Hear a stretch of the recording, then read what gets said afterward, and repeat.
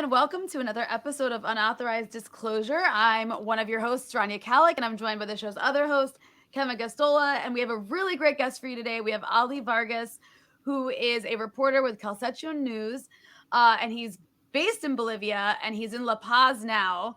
And so, Ollie, we're talking to you after the massive victory, the overwhelming victory of the Movement for Socialism in Bolivia after last year's US-backed coup, which we can talk more about. It's very exciting. But I guess let's start with like more of a personal note for you. We saw that you were tweeting earlier about how the US-backed right-wing government had actually shut down your outlet and arrested some of your colleagues. And I actually didn't know this, but they also cut off your ability to use the banks and fuel.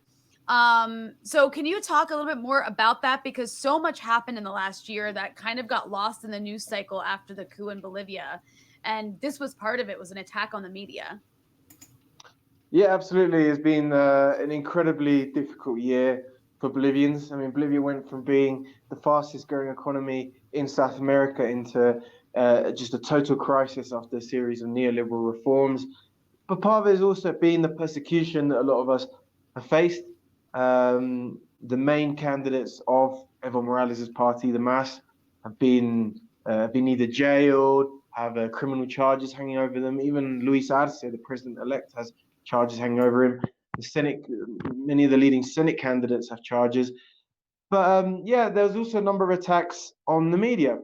And I work for a radio station called Radio Kawsachun Coca, which is based in the Tropic of Cochabamba, which is a rural area where Evo Morales was once a union leader, which is where is the strongest base of that whole region is the strongest base of support for the MAS as the best organized social movements.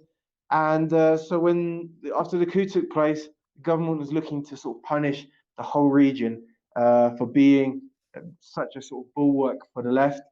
There's recent elections there, the MAS got over 90% in that region. And they led a number of attacks. They didn't shut down the radio. They did try numerous times. We had very good contact, very good relationship, in fact, with local military commanders who warned us a number of times about plans to shut down the radio. We were leaked an audio file of a meeting at the Ministry of Communication where they're discussing how they can take over the radio. In the end, they weren't able to, because every time there was an attempt, the local community came out to protect the radio. Local union members were camped out day and night right up until the elections because the safety of the radio wasn't guaranteed. And in fact, my colleague Landon Marca was arrested while reporting on a workers' union event in a neighboring region. He still has the criminal charges from that hanging over him. Most of all of his salary is going on his legal case. And yeah, there's been a number of other ways they try to harass us. They actually, after the coup, they cut off all access to all banks in the whole region. You couldn't take out any money from ATMs. You couldn't sort of transfer money by going in person to a bank. People had to go to the neighboring city to withdraw cash from their bank account. And in fact, once the pandemic started and lockdown began, there was no longer any public transport. Even that became impossible. So people were left in an incredibly difficult position. Elderly people couldn't take out their pensions. I couldn't withdraw any cash from my own account. And they also cut off fuel. The government distributes fuel around the country. They sort of 2 or 3 points throughout the past year, they've cut our access to fuel. So public transport, cars couldn't get about. As I said, it's a rural region where people work in agriculture. They need fuel. Crops sort of failed en masse. It was a brutal time. It seemed like it would never end. But I think all that sacrifices has certainly paid off. It's a jubilant atmosphere there, certainly. And for everyone who's had to live under all this, everyone's breathing a sigh of relief. That's incredible. I actually did not know that that's like the government was implementing almost like siege tactics against. Yeah, like economic sanctions, basically. And the fuel, but the fuel thing too. That's literally like economic sanctions, and then also like to deny fuel to certain areas. is like putting an area under siege in many ways. That's incredible. And then the pandemic's been pretty rough too. Just real quick on like a personal level, you're Bolivian? Yeah. My obviously, as you can hear, I'm also from the UK. My mum is Yeah. British, but my dad is Bolivian. Yeah, I've lived between the two countries. Yeah. So like did you come back like because of what happened? Were you already reporting there? I guess give us like a little idea if you feel comfortable of your personal No, of journey. course. No, absolutely. I lived in Bolivia till I was 5 years old, and then for a number of reasons, including economic reasons. During that time in the 90s, there was mass migration out of Bolivia, mostly to places like Argentina. Our family was lucky enough to have, my mum is British, we were able to go to the UK. So yeah, we went to UK. I've lived there pretty much ever since. But I've been back to Bolivia a few times in the past few years. And yeah, I was actually in the UK at the time of the coup. I've just been working in Telesur in Ecuador, came to the UK, the coup happened, and I assumed that I would actually never come back to Bolivia. I thought it'd just be too dangerous while the current government was in power.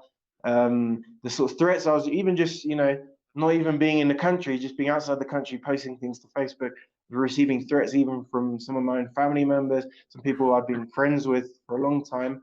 But it's actually, my friend convinced me to come.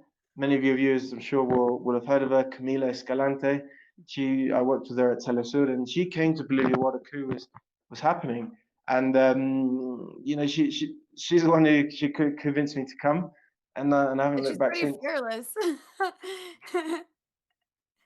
Yeah. So why don't we get into what unfolded, the events? Now, I think it's quite ridiculous that the frame that many Americans have gotten in the United States is that this was kind of a do-over or a redo for Bolivians. And I suppose you could very, glibly and somewhat jokingly I could say to you, how do you think Bolivians did with this do-over? But obviously, there was a coup that was imposed on Bolivians. So it's not like you just got to go have an election, another go around. It was quite serious as to whether this would succeed, that there would actually be elections held. So can you address, what the elections were like, and then the potential that the elections would not have even been held when they were this past week? Yeah, I mean, up until election day, I almost didn't believe that they'd even happened because the elections had already been postponed 3 times. They were supposed to happen in May, postponed. Supposed to happen in June, postponed. September the 6th, they'd set an election date. Again, it was cancelled. And of course, this all happened because the current president, Rania Áñez, she was a candidate before, but she's way behind in the polls, a distant third. And by the end, she moved down to fourth on about 9% approval ratings. So they wanted to just sort of delay, using the coronavirus as an excuse to say like, oh, we can't go to vote. If people go and vote, then they'll just like die en masse of coronavirus. And the whole pandemic was used as a way of sort of repressing. They took political advantage out of it, locking everyone in their homes, repressing social protests. They certainly sort of took advantage of that. So yeah, as I said, it was we almost didn't believe that these elections would even happen. In fact, they only happened because when they postponed the September elections, they did that in early August. There was a massive uprising. There was a general strike called by the sort of National Workers Confederation, and from that, the country's sort of indigenous groups in the rural areas, they all joined that general strike, blocked every key highway across the country, just completely paralyzed all movement and production in the country. The country was shut down. There was periods of like very serious conflict. In some areas, people were getting armed even. So it's something that sort of put the fear of God into the government, and so they agreed to hold these. They agreed to provide guarantees that these elections would definitely take place. And that's the only reason we were able to go and vote a few days ago, is because people people who went out and fought for it and sacrificed a lot for a very long time. So can you tell me what happens now with the transition of power? Is there any reason to fear anything from the interim government? Or is it pretty much just they were so smashed at the polls that the Mas Party will be able to take over? How are things as you move forward in Bolivia? Well, hopefully the overwhelming nature of the victory means that the transition will be a peaceful one. Most people are obviously hoping for that. And the main right-wing candidates accepted their defeat, indicating that would be a peaceful transition. But, it's certainly not over yet. The government is still in power right now. And what's worrying is that a number of right-wing protests are breaking out in the three largest cities, La Paz, Cochabamba, and Santa Cruz. In La Paz, they're pretty small. I went out to film some of what's going on a couple of days ago. Very, very small crowd, very angry, hostile, chanting, making racist chants, homophobic chants. But it's clearly quite a small minority. In the other cities, they're quite a bit larger, and they've actually turned violent now. These are protests against the results. They're crying electoral fraud, even though it's the government they supported that held these elections. So it's just that they're coming out to the streets because they don't like the results. They almost don't believe the results. That's part of their political weakness, is that they don't understand the nature of the country. They believe that these sort of middle class groups think that the whole country is the same as their neighborhood, when the reality is the vast majority of the country is working class, in working class areas of the big cities, and in indigenous rural areas of the country. Bolivia has one of the largest sort of rural populations in the region. And these people just never interact with the vast majority of Bolivians. They have no friends, they have no reason to engage with these people other than bringing them in to maybe be a gardener or a servant or something. So it's not necessarily that they just sort of being facetious and just not accepting the results. I think part of it is that they genuinely don't believe that these results are real. They genuinely don't understand the nature of the country, and that's why they lost it in the first place. Could it also be a possibility that some of these right-wing protests have support from groups inside the United States and that they want to keep this going? Which leads me to this question for you about the United States support for this coup that happened a year ago, covertly and then in ways overtly. How do Bolivians deal with this? Recognizing that a foreign power is the one propping up their government, and are you aware of certain actions as being only possible because you have that kind of Western support, or are there things that you see that you're just suspicious of? And I'm curious what it does to the social fabric of a country that believes they're being interfered in. Yeah, well, the main group behind the current protest is a group called the Unión Juvenil Crucenista in the city of Santa Cruz in the east of the country. And we know that during 2008 and 2009, when there were leading sort of very large protests against Evo Morales in those years, WikiLeaks cables have shown that they were receiving around $4 million from the United States government via US aid. Not just to that group, but to a number of other groups that were participating in the protests during those years. So we know that these groups have had a relationship with the United States, and that's something that most likely is still there. There's no reason to believe it's not. But yeah, Bolivians are enormously sensitive to the fact that there's huge interference in the internal affairs of the country. The MAS itself as an organization was founded during the 80s and 90s, and during the struggles in the Tropic of Cochabamba, the region where our radio station is based, the struggles against the US military presence in that region. There used to be USAID and DEA bases there, stationed there, focused on the eradication of the coca crop. But in Bolivia, the coca leaf is not used for drug production. It's actually a sacred part of indigenous culture. It's used for chewing, used for tea, it's used for ceremonies. And it's still something raw in people's memories, the idea of the United States. And it was actually DEA commanders. The Bolivian military was under the command of the DEA, who would go in and destroy this crop that goes back a millennia in Bolivian indigenous cultures. So that's how the MAS was built, as in the struggle against that military presence. And then once Evo Morales took power, they had to expel USAID, they had to expel the DEA and the US ambassador. And these are all things that have been reestablished this past year. And people know what these organizations do in the country. So when they came back, people were indeed very, very concerned, very sort of affronted, insulted. But there's also a much more ongoing relationship with the United States, not specifically with the government, but through institutions such as the IMF. Just a week before the election, the government took out $300 IMF loan. Now, why would they do that if they're about to leave power?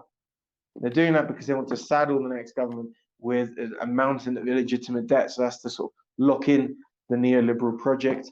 And just before the elections, days before the elections, the Interior Minister traveled to the United States to travel to the White House, where he drew up a secret, something that's not been revealed, but he said it was discussion security matters.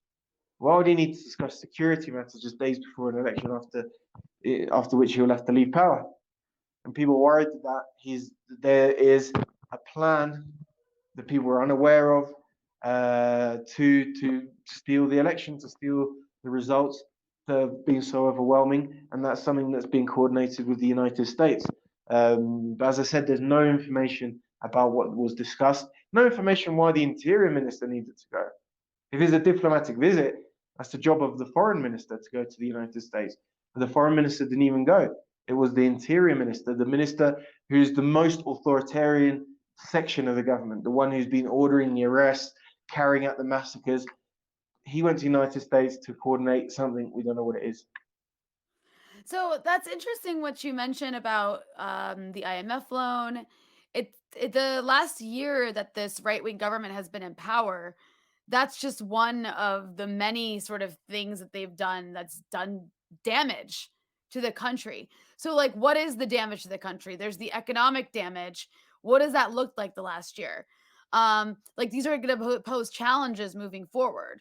So can you give us kind of an idea of beyond? I mean, there was all these massacres of protesters, of pro-Mas people over the last year, but then there's also this long-term damage. Yeah, absolutely. Absolutely number one key issue going forward is rebuilding the economy. The economy has been completely destroyed. For the 14 years under Evo Morales' government, in which Luis Arce, the president-elect, was the economy minister for almost all of that time, what they did was build an economic model based on the nationalization of natural resources, but also of sort of other key industries, the biggest industries in the country, running those companies efficiently, and then using the profits to then fund development projects, infrastructure, social programs, etc. What happened when the coup took place was Bolivia, the day Evo Morales left power, was the fastest growing economy in South America. And it had been for about 4 or 5 years. What happened immediately after that was a recession began. This is before the pandemic hit. And this was because the government began to apply a sort of austerity measures. That's what it first was. They cut funding for things like infrastructure projects, social welfare programs, to cut the money they were giving to the sort of local governments, municipalities. Then what they did was cancel the sort of key development projects that had been built up under Evo Morales. These were the sort of central planks of the economic strategy, which is based around the industrialization of natural resources. That is to say, in the area of lithium, where the government said that we're not just going to dig up salt and export it for a few pennies to the United States. We actually want to process it in the country, produce the lithium products such as batteries, cars, and then export that, which obviously brings in much more income for the country, and do that under a state-owned company. That whole project of industrialization has been suspended. Those plants which were working at the time of the coup have had their gates closed since then. Same happened with the industrialization of gas. There are a number of sort of big factories and plants that were built up using the country's natural gas to build new products, and those are all, gates closed. Absolutely. So the economy, the development of the country has been suspended as part of a kind of general reorganization of the economy, introducing the free market, withdrawing the role of the state in development and inviting instead sort of foreign investment to be the sort of driving factor of the economy. That obviously never arrived, and now Bolivia is in a situation where the economy, the most recent figure shows that the economy contracted more than 11%. Unemployment has more than tripled. I mean, it tripled by around July, so by now the figures would be even higher. I mean, the poverty just is evident, and has affected everyone, and is at the levels that it was almost before Evo Morales, which was when Bolivia was the poorest country in the whole region. So number one priority for the next government is rebuilding the economy. That's why they chose Luis Arce. He's an economist. He's got a master's degree in economics from the UK. He was the economy minister under Evo Morales, who delivered, I mean, even the Financial Times and the BBC used to talk about the economic miracle in Bolivia. So, if Bolivia has any chance of sort of digging itself out of this, it's with the current president-elect, Luis Arce. Can you speak to the role that industry played, corporations played in this coup? I know there's been focus on the players that were looking to get their hands on the lithium reserves. And as you're talking about, I know you're referring to these state projects that were suspended. It seems clear to me that those would have been suspended so that corporations could come in and lay claim to those resources. And I suppose, what do you know about deals that were made in the last year in order to help corporations get their hands on this, in order to also change the dynamic of power to maybe make it harder for workers to have rights when they're involved in being part of these industries? And obviously the face of this was Elon Musk of Tesla, declaring very boisterously that we're going to coup whoever and wherever if we have to, in order to keep capitalism growing and flourishing.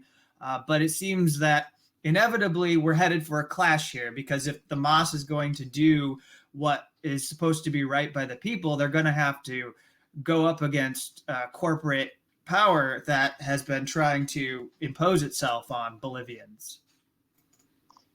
Yeah, absolutely. I mean, part of the incompetence of this government is that although their whole strategy was based around sort of privatizing the economy, bringing in foreign investment, they actually failed to do that. All they've done is destroy, essentially. So on the question of lithium, Bolivia before the coup was already beginning to produce batteries, cars, and they're doing it in a partnership with a German company. And it was a deal in which the Bolivian state had 51% control, and the German company had 49%. So it meant that the Bolivian people still had a majority control over the whole process. The coup happened, and the government immediately cancelled that contract because they said we need to diversify the foreign investment. We need to bring in 2 or 3 more foreign companies. That's essentially handing over the whole process to foreign companies. However, they were never able to do that. No foreign companies found it attractive enough, especially with the chaos that was going on in Bolivia throughout this year. No one found it attractive enough. And so now all they've done is leave sort of a destroyed economy. What they were certainly hoping for was to sort of apply a level of sort of authoritarianism, repression, to squash, do away with social movements, protests, so as to sort of pacify quote unquote, the country, and therefore create the conditions in which foreign companies can easily come and operate and control the country's natural resources once again, as they did before Evo Morales took government. So that was the strategy. That was what they were aiming for. They fortunately for them, they failed to do that. So hopefully therein lies an opportunity for the next government to rebuild what was operating before. I think if they manage to do that, that'd be hugely exciting for the whole world. I think the idea that a country doesn't have to just sort of allow foreign companies to sweep up their natural resources, but a formerly colonized country can move out of that sort of position in the global division of labor, I'm going to call it that, and actually industrialize itself through sort of a state-led project in which, you know, the grassroots sections of society, social movements are able to participate in that process. I think that'd be hugely exciting for not just for Bolivia or Latin America, it'd be for the whole world. I'm wondering, like, do you think that the coup in Bolivia and then this sort of like victory to take the country back will have ramifications for the surrounding region? Absolutely. I mean, one of the first declarations the day after the victory, when Luis Arce was giving sort of interviews to foreign media, and in an interview with the Spanish agency EFE, he said straight away, we will restore diplomatic relations with Cuba, Venezuela, and Iran, and we will rebuild good relations with China and Russia. So that lays the groundwork in which the geopolitics obviously will turn sharply. In fact, when the coup happened, that was one of the first actions of the new government, was to rip up Evo Morales' foreign policy, reorientate the country towards the US, towards Israel. And the fact that that was their number one priority, I think, goes to show the priorities of those who are carrying out the coup, of course, and their foreign interests at play there. That's now going to reverse. Bolivia is going to be a country which tends away from the United States. And I think the amount of media attention there is internationally, the amount of sort of affection I think there is for Evo Morales, for the social movements in Bolivia, I think it will mean that Bolivia will be a point at which the new projects of Latin American integration, of internationalism, of solidarity, of Bolivia could be a point from which all that is launched. Evo Morales has already talked about relaunching UNASUR, which is a coalition, one of the first forums for Latin American countries without the presence of the US or Canada. That's been destroyed the past few years by right-wing governments in Latin America. Bolivia could be the point in which things like that are rebuilt. Institutions of the global south could be rebuilt, relaunched, I think, under this sort of momentum and energy that there is right now coming from Bolivia, and the sort of affection, sort of, internationally that there is. So I think, yeah, it's hugely exciting. And of course, for a number of political reasons, the fact that social movements were able to come back after being massacred, jailed, persecuted, even in the most difficult conditions, against the most powerful enemies, the United States government, an authoritarian internal regime. The fact that they were able to overcome that, I think, is in itself obviously a source of inspiration for people all around the world. And so, since we're talking to you, this is one of the final things that I want to get in here. Since we're talking to you on October 23rd, and it's been a few days since the election results, are there any pledges or commitments for what we hear commonly referred to as truth and reconciliation? Sometimes we think that that's something a country needs to go through, and sometimes it's not necessarily appropriate. I suppose it depends on how the country wants to rebuild after these moments. But ultimately, what is going to be done to make sure it's safe for people who decided to flee to come back and return to Bolivia? Yeah, I think that's going to be a hugely difficult issue. I think the MAS has always said, we're not coming back for revenge. to be vengeful, to exact revenge against those who wronged us. But I was at a rally during the campaign where a union leader who's now been elected senator, Leonardo Losa, he said, "We're not coming for revenge, but neither will we forgive nor forget those who made us cry."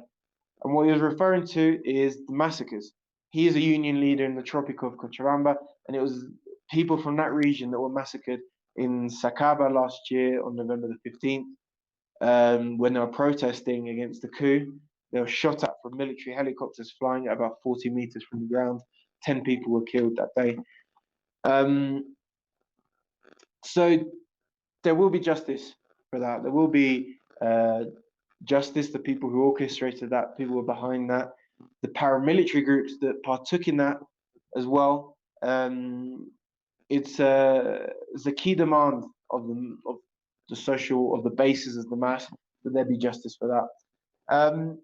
But I think the mass does want a sort of government of national unity, of peace going forward, uniting the country around the idea of national sovereignty that can be realized on the basis of the nationalization of natural resources, and using those revenues to build and develop the country's economy. That is a project, that's a concrete project which they can present to the country and win support from the majority of people, as they have done. Part of the reason the current government failed was because they never presented a project for the country's growth, for the country's development. They never presented something that people could get excited about, whereas the mass does have such a project. So I think that alone is something that can bring people together in this new phase, new democratic phase, but also this phase of economic reconstruction. So is it the approach to the mass is not revenge, but yes, justice for the worst crimes of this past year. And of course, those who were persecuted will be able to rest easy. Evo Morales, for example, is one among many people who are exiled. Evo Morales will be back, as will most of those who had to flee. The exact moment in which they'll come back is obviously their personal matter, but they will be back. People like Evo Morales will take a leading role in the party, a political role, but they won't be in government. Evo Morales has said that he has no plans to participate in power in the executive, the ministry or whatever. Luis Arce is the president, but he, as a union leader, as a former president, will use his experience to train young leaders to play an active role in the life of the party, and rebuilding the party after this period of persecution. And that's something that people will welcome. So yeah, I think if this transition can be peaceful, then there can be a level of reconciliation with justice. So I'm actually curious. I don't mean to be America-centric here, but I'm curious, like, how much you've paid attention to the sort of response from like people in the global north as you've been in Bolivia and covering it, particularly the left in the global north, and like what your thoughts are on some of the ways that Bolivia and Evo Morales have actually been depicted in progressive media and before the coup, like leading up to the coup. I think there was some successful attempts by like US-backed opposition type people to, as they do with a lot of Latin American countries, to frame the Socialist Party in Bolivia as like as like not pure enough or too capitalist, or even trying to blame Evo Morales for like forest fires last year. I don't know if you remember that. There were attempts to blame him. So I'm curious, like, what your thoughts are kind of the way that progressives in the global north have acted about Bolivia, and if it's been helpful or not, or what you like want to see from the left in the global north. Of course, I've been very aware of what's been said, throughout the past 14 years in which Evo Morales was in government. There's been a huge amount of solidarity, a huge amount of outpouring of affection for what, the inspiration that Bolivia has provided for the past 14 years. But as you said, there's also been a number of sort of criticism, these sort of anarchist types, Trotskyist types who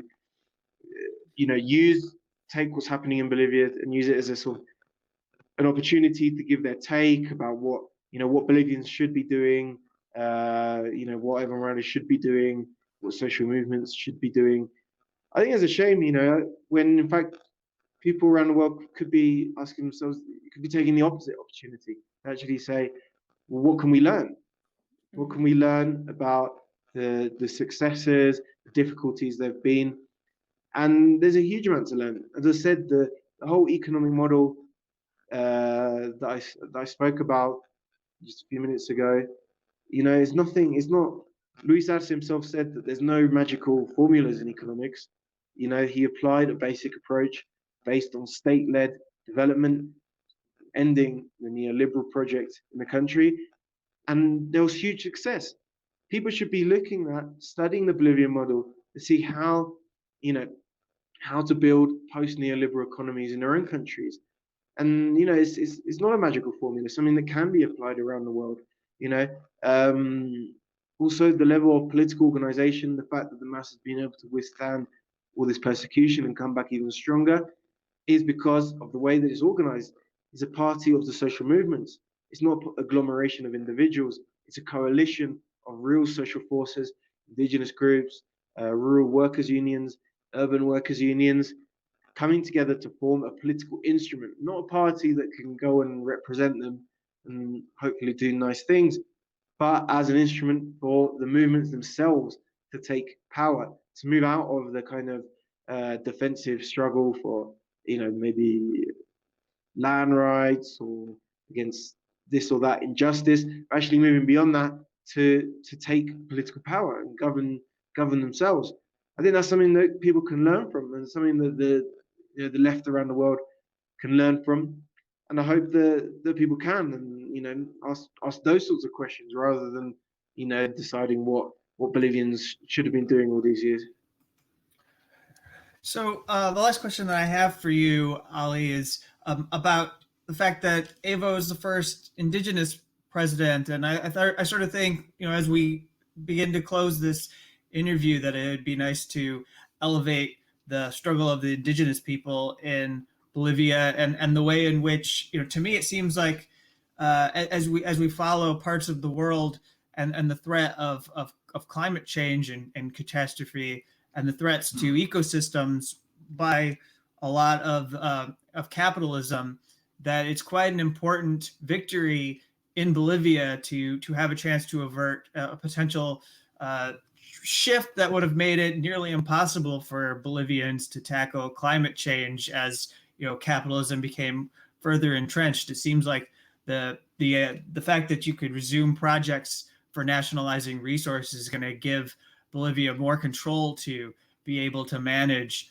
the changes to the climate that Bolivians will be enduring, and everyone throughout the world will be enduring. So what can you say here about indigenous people and their struggle and how particularly they were attacked by this interim government and what they do moving forward to continue Evo's project? Yeah, I think that's something that's hugely interesting, the question of environmentalism, of climate. Evo Morales, when he first took power in the first years of government, developed the idea of sort of climate debt, this whole idea that the global north countries, US, Europe, etc., they owe reparations to the global south, and the form of reparations that should be paid should be through transfers of technologies, green technologies, to help countries in the global south develop in a sustainable way. And that sort of demand grew out of the Cochabamba Climate Summit just after Evo Morales took power, something that was brought together movements, not just in Bolivia, but all around Latin America and the world. And so Bolivia has been a center for this sort of new thinking around new approaches to the environment, moving beyond a kind of lazy sort of NGO environmental sort of thinking that, if countries just like stop extracting natural resources and things, then the world would be a better place. Of course, that's easy to say from a country like the United States, where people have Wi-Fi in their homes, have working toilet, have roads and things like that, schools, hospitals. is easy to say, from a country that's already industrialized. But people deserve those things too in the global south. People deserve to have schools available for their children. People deserve to have running water in their homes, functioning toilets, proper public services. And these things can only be built for the majority of people if a country has reached a certain level of development. So countries, whether it's Bolivia, China, etc., have a right to develop, have a right to raise the living standards of people in their country.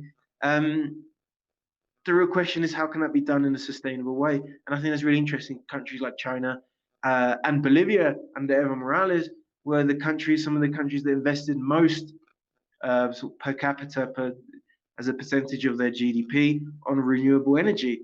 So I think when you have the state taking a leading role in forging economic growth and building an economic model, what you also get is the state is able to impose political priorities such as climate change, such as renewable energy.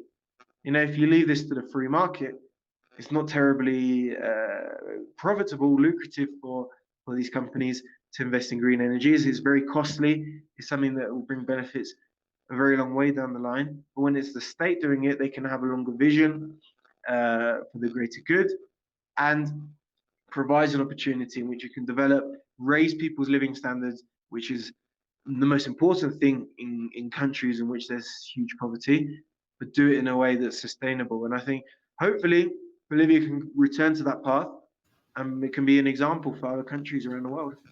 Well, thank you so much, Ollie. We really appreciate it. Can you let everybody know where they can follow you and your work and the work of your outlet? Yeah, I mean, I've my own sort of personal social media at Ollie Vargas 52 on Twitter, but from the radio station that we have, Radio Kawsachun Coca, that I work at, we decided to build an English language sort of outlet around that. It's called Kawsachun News. We try to sort of inform the world about what's going on in Bolivia. We've made documentaries. We hope to build a website. So follow us there. I think another great journalist who's here in Bolivia at the moment and has done so much this past year is Camila Escalante. You can follow at Camila Telesur. We've been working together for a long time to try and bring this to the world. Not many other people have done so. So it's been a rewarding project. It's been a stressful project, a difficult project, but we hope that we can bring people with us. Yeah, and I have noticed between you and Camila. I mean, you guys have really been on this story since the coup happened last year, quite consistently. So that's been, from a journalistic perspective, greatly appreciated, because I don't think anybody else really has been covering it. Bolivia just kind of got lost after the coup last year in it went down some black hole of the corporate media here. So we really appreciate your work. We're so happy we got to have you come on. And hopefully things get better and we can have you on at some point in the future with even better news.